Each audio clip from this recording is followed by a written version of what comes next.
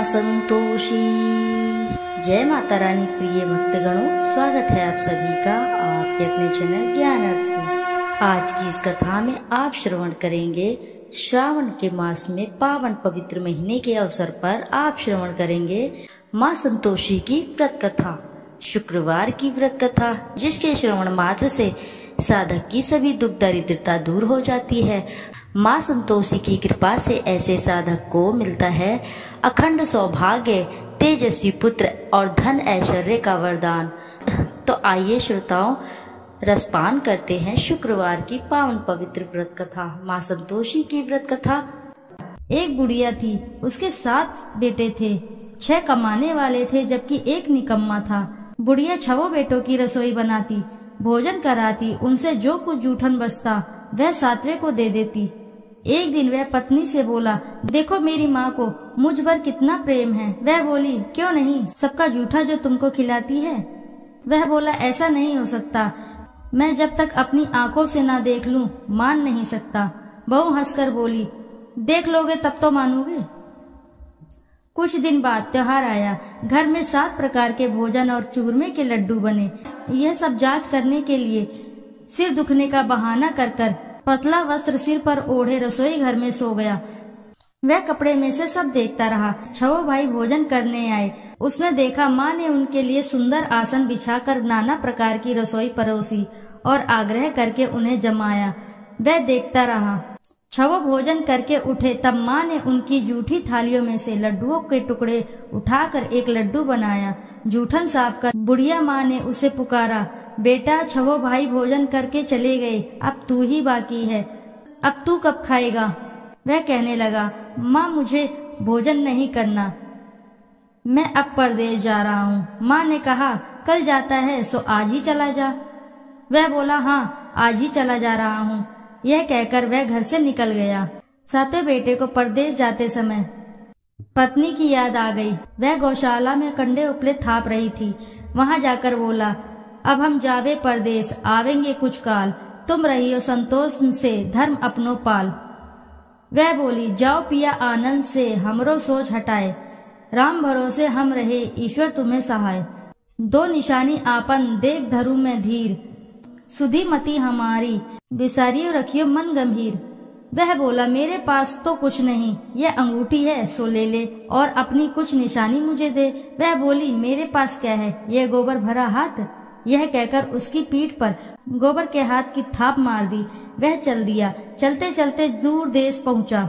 वहां एक साहूकार की दुकान थी। वहां जाकर कहने लगा, भाई मुझे नौकरी पर रख लो। साहूकार को जरूरत थी। बोला, रह जा। लड़के ने पूछा, तनख्वाह क्या दोगे।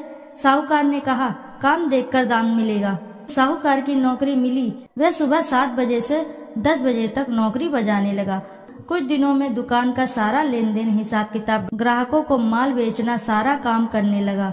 साहूकार के साथ 8 नौकर थे। वे सब चक्कर खाने लगे। यह तो बहुत होशियार बन गया। सेठ ने भी काम देखा और 3 महीने में ही उसे आधे मुनाफे का हिस्सेदार बना लिया। वह कुछ वर्ष में ही नाबी सेठ बन गया और मालिक सारा कारोबार उस पर छोड़कर चला गया। इधर उसकी पत्नी को सास ससुर दुख देने लगे। सारी गृहस्थी का काम करा के उसे लकड़ी लेने के जंगल में भेजते। इस बीच घर के आटे से जो भूसी निकलती है उसकी रोटी बनाकर रख दी जाती और फूटे नारियल की नारेली में पानी।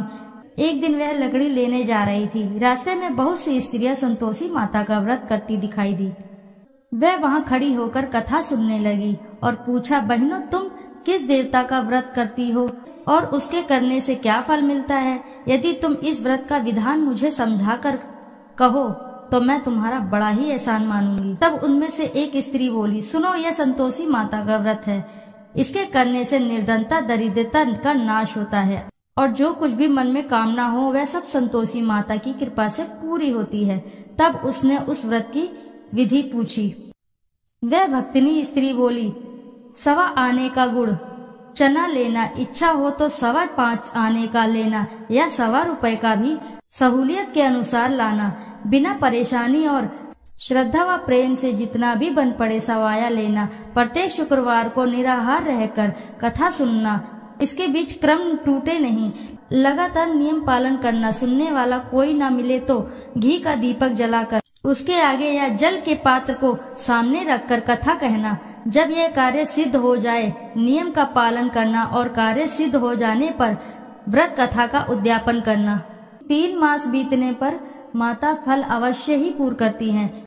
यदि किसी के ग्रह खोटे भी हों तो भी माता वर्ष भर में कार्य सिद्ध करती हैं। फल सिद्ध होने पर उद्यापन करना चाहिए, बीच में नहीं। उद्यापन में 2.5 सेर आटे का खाजा और इसी परिणाम से खीर तथा चने का साग 8 लड़कों को भोजन कराना। जहाँ तक मिले देवर जेठ भाई बंधु के हों, ना मिले तो रिश्तेदार और पास पड़ोसियों को भी बुला सकते हैं। उन्हें भोजन करा यथा शक्ति दक्षिणा दे माता का नियम पूरा करना है। उस दिन घर में खटाई न खाना। यह सुन बुढ़िया की बहू चल दी। रास्ते में लकड़ी के बोझ को बेच दिया और उन पैसों से गुड़ चना ले माता के व्रत की तैयारी कर आगे चली और सामने मंदिर देखकर पूछने लगी, यह मंदिर किसका है? सब कहने लगे, संतोषी माता का है। यह सुनकर माता के मंदिर में जाकर चरणों में लौटने लगी। दीन हो विनती करने लगी, माँ मैं निपट अज्ञानी हूँ, व्रत के कुछ भी नियम नहीं जानती हूँ, मैं दुखी हूँ। हे माता जगत जननी मेरी दुख दूर करो, मैं तेरी शरण में हूँ। माता को दया आई। एक शुक्रवार बीता कि दूसरे को उसके पति का पत्र आया और तीसरे शुक्रवार को उसका भेजा हुआ पैसा आ पहुँचा। यह देख जेठ जेठानी मुंह सिकोड़ने लगे, लड़के ताने देने लगे। काकी के पास पत्र आने लगे, रुपया आने लगा। अब तो काकी की खातिर बढ़ेगी। बेचारी सरलता से कहती, भैया कागज आए, रुपया आए, हम सबके लिए अच्छा है। ऐसा कहकर आंखों में आंसू भरकर संतोषी माता के मंदिर में मातेश्वरी के चरणों में गिरकर रोने लगी। माँ मैंने तुमसे पैसा कम मांगा है, मुझे पैसे से क्या काम है, मुझे तो अपने सुहाग से काम है, मैं तो अपने स्वामी के दर्शन मांगती हूँ। तब माता ने प्रसन्न होकर कहा, जा बेटी तेरा स्वामी भी आएगा। यह सुनकर खुशी से बावली होकर घर में जा काम करने लगी। अब संतोषी माँ विचार करने लगी, इस भोली पुत्री को मैंने कह तो दिया कि तेरा पति आएगा, लेकिन कैसे? वह तो इसे स्वप्न में भी याद नहीं करता। उसे याद दिलाने को मुझे ही कुछ करना पड़ेगा। इस तरह माताजी उस बुढ़िया के बेटे के पास जा स्वप्न में प्रकट होकर कहने लगी, साहूकार के बेटे सो रहा है या जागता है? वह कहने लगा, माता सोता भी नहीं जागता भी नहीं हूँ, कहो क्या आज्ञा है? माँ कहने लगी, तेरे घर बार कुछ है कि नहीं? वह बोला, मेरे पास सब कुछ है, माँ बाप है, बहू है, क्या कमी है? माँ बोली, भोले पुत्र तेरी बहू घोर कष्ट उठा रही है, तेरे माँ बाप उसे परेशानी दे रहे हैं, वह तेरे लिए तरस रही है, तू उसकी सुध ले। वह बोला, हाँ माताजी यह तो मालूम है, परंतु जाऊं तो जाऊं कैसे? परदेश की बात है, लेन देन का कोई हिसाब नहीं, कोई जाने का रास्ता नहीं आता, कैसे चला जाऊं? माँ कहने लगी, मेरी बात मान, सवेरे नहा धोकर संतोषी माता का नाम ले, घी का दीपक जलाकर दंडवत कर दुकान पर जा बैठ। देखते ही देखते सारा लेन देन चुक जाएगा, जमा का माल भी बिक जाएगा, सांझ होते होते धन का भारी ठेल लग जाएगा। अब बूढ़े की बात मानकर वह नहा धोकर संतोषी माता को दंडवत घी का दीपक जला दुकान पर जा बैठा। थोड़ी देर में देने वाले रुपया लाने लगे, लेने वाले हिसाब लेने लगे, खरीदार नगद दाम दे सौदा करने लगे। शाम तक धन का भारी ठेल लग गया। मन में माता का नाम ले, चमत्कार देख प्रसन्न हो घर ले जाने के वास्ते गहना कपड़ा सामान खरीदने लगा। यहाँ काम से निपट तुरंत घर को रवाना हुआ। उधर उसकी पत्नी जंगल में लकड़ी लेने जाती, लौटते वक्त माता जी के मंदिर में विश्राम करती।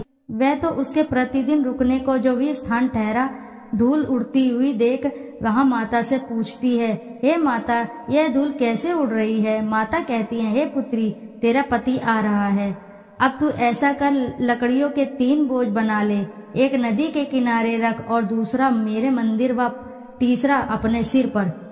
तेरे पति को लकड़ियों का गट्ठर देख मोह पैदा होगा, वह यहाँ रुकेगा, नाश्ता पानी खाकर माँ से मिलने जाएगा। तब तू लकड़ियों का बोझ उठाकर जाना और चौक में गट्ठर डालकर जोर से आवाज लगाना, लो सासू जी लकड़ियों का गट्ठर लो। भूसी की रोटी दो, नारियल के खोपड़े में पानी दो, आज मेहमान कौन आया है। माता जी से बहुत अच्छा कहकर वह प्रसन्न मन से लकड़ियों के 3 गट्ठर बनाई, एक नदी के किनारे पर और एक माता जी के मंदिर पर रखा। इतने में मुसाफिर आ पहुंचा। सूखी लकड़ी देखकर उसकी इच्छा उत्पन्न हुई कि हम यहीं पर विश्राम करें और भोजन बनाकर खा पीकर गांव जाएं। इसी तरह रुक कर भोजन बना विश्राम करके गांव को गया। सबसे प्रेम से मिला। उसी समय सिर पर लकड़ी का गट्ठर लिए वह उतावली सी आती है। लकड़ियों का भारी बोझ आंगन में डालकर जोर से 3 आवाज देती है, लो सासू जी, लकड़ियों का गट्ठर लो, भूसी की रोटी दो, आज मेहमान कौन आया है। यह सुनकर उसकी सास बाहर आकर अपने दिए हुए कष्टों को भुलाने हेतु कहती है, बहू ऐसा क्यों कहती हो, तेरा मालिक ही तो आया है, आ बैठ, मीठा भात खा, भोजन कर, कपड़े गहने पहन। उसकी आवाज सुनकर उसका पति बाहर आता है। अंगूठी देखकर व्याकुल हो जाता है। माँ से पूछता है, माँ यह कौन है। माँ बोली, बेटा यह तेरी बहू है, जब से तू गया है तब से सारे गांव में भटकती फिरती है, घर का कामकाज कुछ करती ही नहीं, 4 पहर आकर खा जाती है। वह बोला, ठीक है माँ, मैंने इसे भी देखा और तुम्हें भी, अब दूसरे घर की ताली दो, उसमें रहूंगा। माँ बोली, ठीक है, जैसी तेरी मर्जी। तब वह दूसरे मकान की 3री मंजिल का कमरा खोलकर सारा सामान जमाया। एक दिन में राजा के महल में जैसा ठाट बाट बन गया। अब क्या था, बहू सुख भोगने लगी। इतने में शुक्रवार आया। उसने पति से कहा, मुझे संतोषी माता के व्रत का उद्यापन करना है। पति बोला, खुशी से कर लो। यह वह उद्यापन की तैयारी करने लगी। जिठानी के लड़कों को भोजन के लिए कहने गई। उन्होंने मंजूर किया, परंतु पीछे से जिठानी ने अपने बच्चों को सिखाया, देखो भोजन के समय खटाई मांगना, जिससे उसका उद्यापन पूरा ना हो। लड़के खाने आए, खीर खाना पेट भर खाया, परंतु बाद में खाते ही कहने लगे, हमें खटाई दो, खीर खाना हमको नहीं भाता, देखकर आरुचि होती है। वह कहने लगी, भाई खटाई किसी को नहीं दी जाएगी, यह तो संतोषी माता का प्रसाद है। लड़के उठ खड़े हुए, बोले, पैसे लाओ। बोली बहू कुछ जानती नहीं थी, उन्हें पैसे दे दिए। लड़के उसी समय हट करके इमली खटाई ले खाने लगे। यह देखकर बहू पर माता जी ने कोप किया। राजा के दूत उसके पति को पकड़कर ले गए। जेठ जेठानी मनमाने वचन कहने लगे, लूट लूट कर धन इकट्ठा कर लाया था, अब सब मालूम पड़ जाएगा, जब जेल की मार खाएगा। बहू से यह सहन नहीं हुए। माता संतोषी से मांगी माफी। रोती हुई माता जी के मंदिर गई। कहने लगी, हे माँ, तुमने क्या किया। हंसाकर अब भक्तों को रुलाने लगी। माता बोली, बेटी तूने उद्यापन करके मेरा व्रत भंग किया। वह कहने लगी, माता मैंने कुछ अपराध किया है, मैंने तो भूल से लड़कों को पैसे दे दिए थे, मुझे क्षमा करो, मैं फिर तुम्हारा उद्यापन करूंगी। माँ बोली, अब भूल मत करना।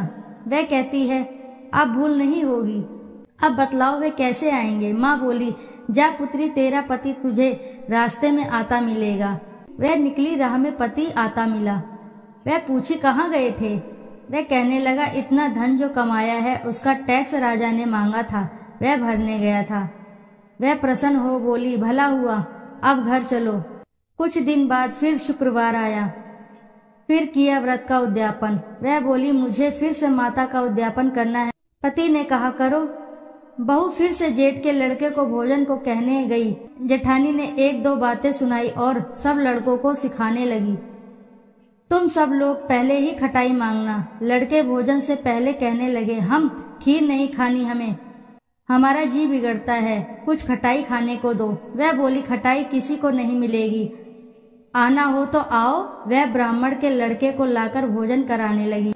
यथाशक्ति दक्षिणा की जगह 1-1 फल उन्हें दिया। संतोषी माता प्रसन्न हुई। माता की कृपा होते ही 9वें मास में उसके चंद्रमा के समान सुंदर पुत्र प्राप्त हुआ। पुत्र को पाकर प्रतिदिन माता जी के मंदिर को जाने लगी। माँ ने सोचा, यह रोज आती है, आज क्यों न इसके घर चलूं। यह विचार कर माता ने भयानक रूप बनाया। गुड़ चने से सना मुख, ऊपर सूंड के समान होठ, उस पर मक्खियां भिन्न भिन्न कर रही थी। देहली पर पैर रखते ही उसकी सास चिल्लाई, देखो रे, कोई चुड़ैल डाकिन आ रही है, लड़को इसे भगाओ। नहीं तो किसी को खा जाएगी। लड़के भगाने लगे, चिल्लाकर खिड़की बंद करने लगे। बहू रोशनदान में से देख रही थी। प्रसन्नता से पगली बन चिल्लाने लगी, आज मेरी माताजी मेरे घर आई हैं। वह बच्चे को दूध पीने से हटाती है। इतने में सास का क्रोध फटा। वह बोली, क्या उतावली हुई है, बच्चे को पटक दिया। इतने में माँ के प्रताप से लड़के ही लड़के नजर आने लगे। वह बोली, माँ मैं जिसका व्रत करती हूँ यह संतोषी माता हैं। सबने माताजी के चरण पकड़ लिए और विनती करने लगे, हे माता, हम मूर्ख अज्ञानी हैं, तुम्हारे व्रत का विधि विधान हम नहीं जानते। व्रत भंग कर हमने बड़ा अपराध किया है। जग माता आप हमारा अपराध क्षमा करो। इस प्रकार माता प्रसन्न हुई। बहू को प्रसन्न होकर जैसा फल दिया वैसा माता सबको फल दे। जो पढ़े उनका मनोरथ पूर्ण हो, सभी की मनोकामनाएं पूर्ण हो, सभी के कार्य बनते चले जाएं। बोलो जय संतोषी माता की जय।